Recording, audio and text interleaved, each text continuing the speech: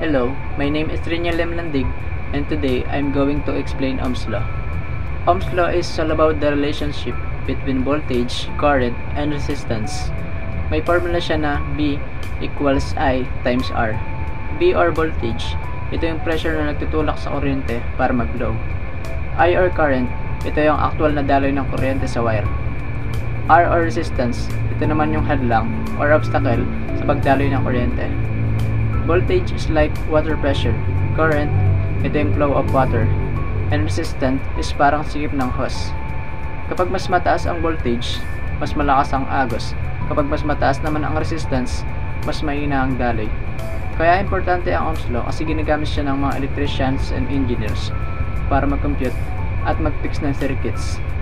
So tatandaan lang, ang B equals I times R. Simple formula pero useful pagdating sa electricity. Binubuo siya ng tatlo. May B, I, R. Ano nga ba yung B? Volt. I equals current. Tapos resistance. Yun. Paano nga ba para mapadali na lang ang ating pag-solve ng ohms? Gumamit lang tayo ng chai part. Yan. Yan lang natin. Yan. Tulad yan. Dito natin lalagay yung B. Dito yung I. Dito yung R. Dalawang operation nga pala yung gagamitin natin dito. Which is division tsaka multiplication. Paano nga ba siya? Dito, sasabihin ko. B. Pagka hinanap yung volts, takpan nyo lang. Yan, nakita naman na pag ganyan, times yan. So, ganito. Volts equals I times R. Then, pag I yung inaanap, ganito lang. Yun. Tapos, lalapat mo siya dito. I equals V divided by R. Ngayon, pag R naman, ganito din siya, kaso yung R yung tatakpan mo. I yun naman yun nandito. So, ganito siya. I equals V divided by I. Ayan. So, ganito yung sa volts, sa I, and resistance. Basic problem, dumako naman tayo kung paano yung mga magiging problema. Pag sa problem, kunwari, inahanap volts. Yun. Volt. Tapos, may current kang 12, may resistance kang 20.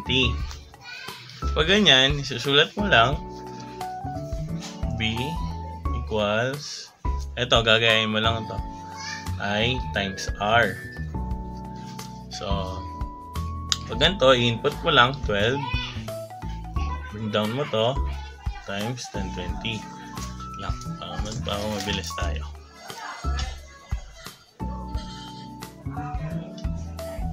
So, 12 times 20,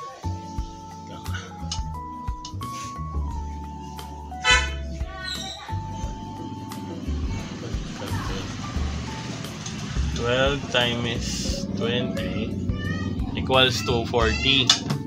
Ito na yung volts natin nun. Ayun. Ito na yung volts natin. Pag I naman, ay yung inaanap, simple, kunwari, meron tayong V na 230. May R tayo na 60. Ito, gagayain nyo lang. I equals V divided by R. Bring down mo lang yung I. Dito, tapos V 12 to 30 divided by 60 equals lang.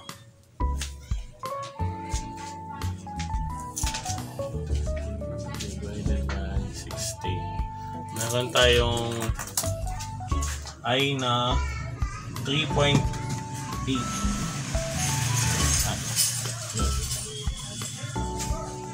So 8. Pwede ding I or 8, which is amperes.